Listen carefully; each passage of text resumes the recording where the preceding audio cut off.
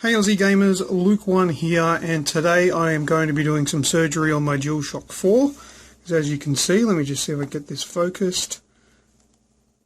It has a little bit of damage forming on the left thumbstick where the rubber is starting to tear. I guess that gets the most use when you're playing games. So that's starting to tear there, and I've seen other people's that are even worse than mine. And this is from day one, so it's about, what is it, August now, and it came out in November, so 8, 9, so yeah, not even a year's worth of gaming, and the controller's already falling apart. So what I've done is I've ordered some, well, there's a couple of alternatives here. You can get these things that are just little caps. They are actually quite impressive when they stick on top of there. That all they do is they sit on top. I don't want to put it on because they're a bit tricky to get off, but when they go on, they actually sit on there quite nicely. So that is a nice cheap alternate fix for the thumbsticks, and you can pick them up for under $2 probably from China or Hong Kong or something like that, and they send them over here. But that's not what I'm going to be doing today, so I'll put them to the side. This is what I'm going to be doing. Now, I did some research, and apparently the Xbox One thumbsticks are compatible with the DualShock 4. The actual housing, the body here, they are identical with the Xbox One controller and the PS4 controller. It's just the actual sticks that vary, and I kind of like this knurled design with the flat sort of part there. So I'm going to replace it with these sticks as opposed to another set of DualShock 4 sticks. So I'm going to show you how to do that today. These, you can pick these up for $5 and under, depending on where you get it from on eBay. So all you really need to do, apparently it's really easy. I've never done this before, but I'm going to give it a go today. So you've got to get a small screwdriver. Make sure you get the right size. It's a Phillips head screwdriver, because if you don't have the right size, you will destroy the screws. So there's a few to take the plastic apart, and I always use in my videos where I pull stuff apart a bit of sticky tape, either double-sided tape or just some tape turned on itself, just to stick these little bits to so I don't lose them.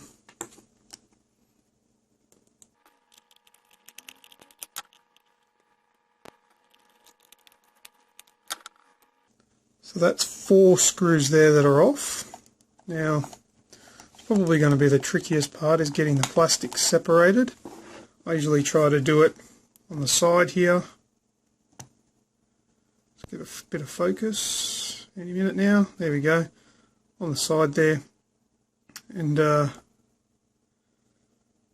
pry it apart that way.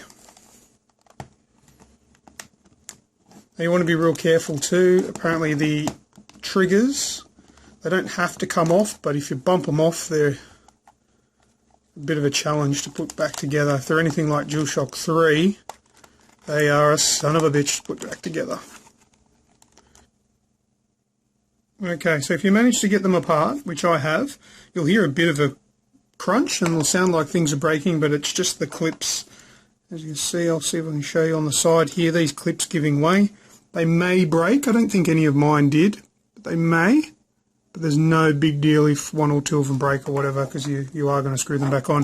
However, what I'll show you now, my triggers came off. Now they're quite easy to put back on.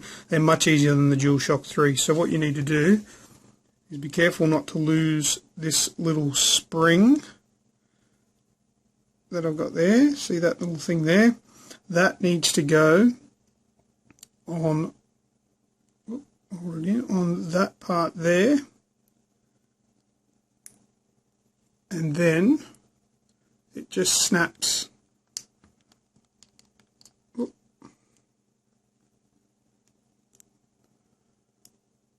fiddly, if you've ever had the opportunity to do this, that hasn't gone on properly. If you've ever had to do this with a DualShock 3, it's a nightmare.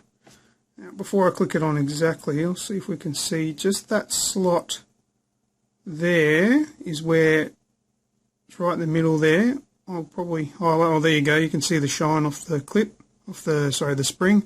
That's where the spring's got to go. And then snap it into place. and that's your trigger back in place, and you can leave it there like that. Alright, for the rest of the part here, I'll just make mention this little thing. If you see that come out and you don't know where it goes, that goes in here, in that part there. That's your reset button, that's all. And what I've done, which actually wasn't on camera as well, is I've removed the battery, and that just unplugs from that bit there. That's it, just pulls straight out. Alright, so next thing to do is there's one screw holding on the motherboard to the chassis, and that's this one here.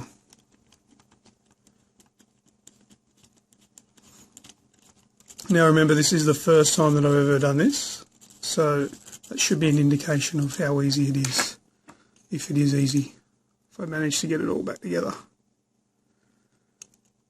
Alright, now there was one other thing I did do off camera, is I disconnected this ribbon from this section here. That ribbon there is what connects the the light bar and the charging to the actual system. Okay, so that should, there's one more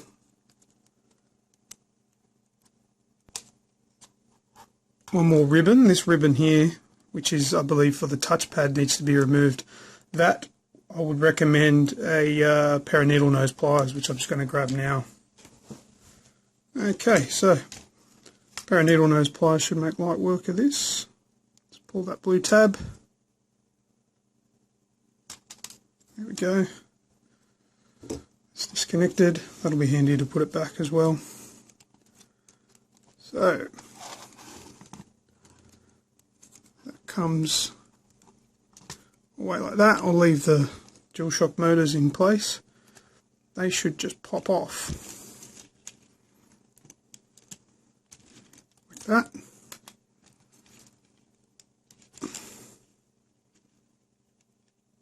A little bit of force, not too much. And these fellas should just go directly in its place. You'll feel a click or a crunch. That's just the R3 and L3 clicking. Push them back down. Okay. Now we repeat the process. Put that like that.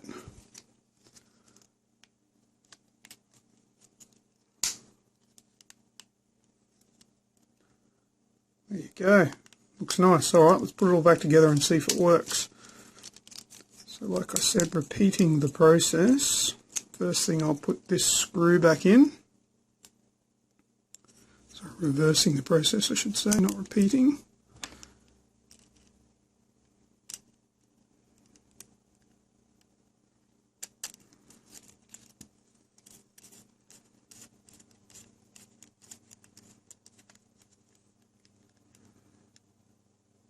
Okay. Remember, don't tighten everything too much. I'll just grab my needle nose pliers.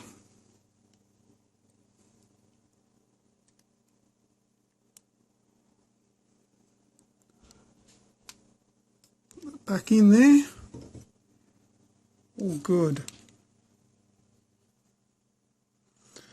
Alright, so what was next was put the battery back, I believe. So the battery goes on there. And let me just check I've got that. Yep, that goes on. Just plugs directly into there, like that. Sorry with the autofocus on here, it's a bit of a nightmare. But yeah, so the battery's back in place. That actually doesn't stick in, it just sits in there. That's cost cutting, I would imagine. Now, place the reset button back into its place.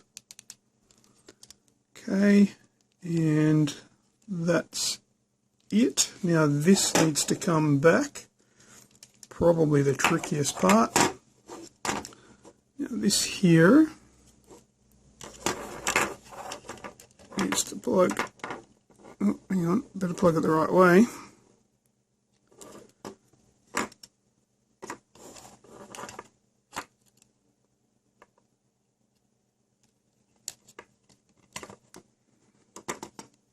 Okay, that ribbon is now plugged back in. Whoop.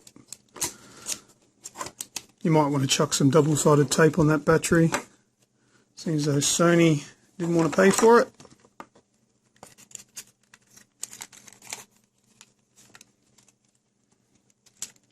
Make sure the battery's sitting right, which it's not.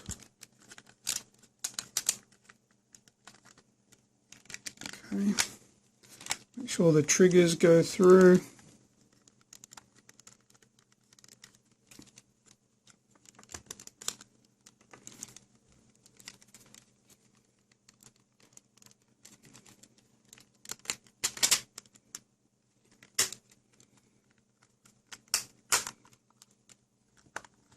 Okay, that's gone back together nicely. Sticks still feel nice. They are a little taller, so it's probably something you have to get used to. But yeah, they do feel nice. Alright, let's put it all back together and see if it works. So put these screws back in.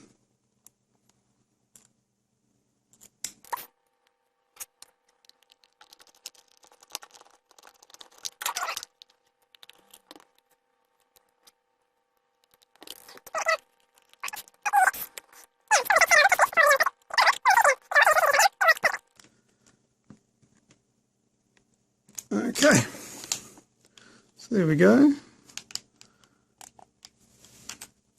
There you have it. I now have Xbox One sticks on my DualShock 4, and that feels, you know what, that actually feels better than they ever did. Feels all brand new again. And these are the replacement sticks. Sorry, the original sticks.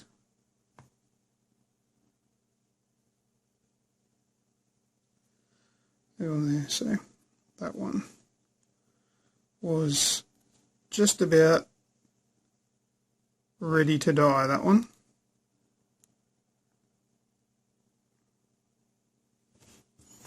So there you go. I'm very happy with that.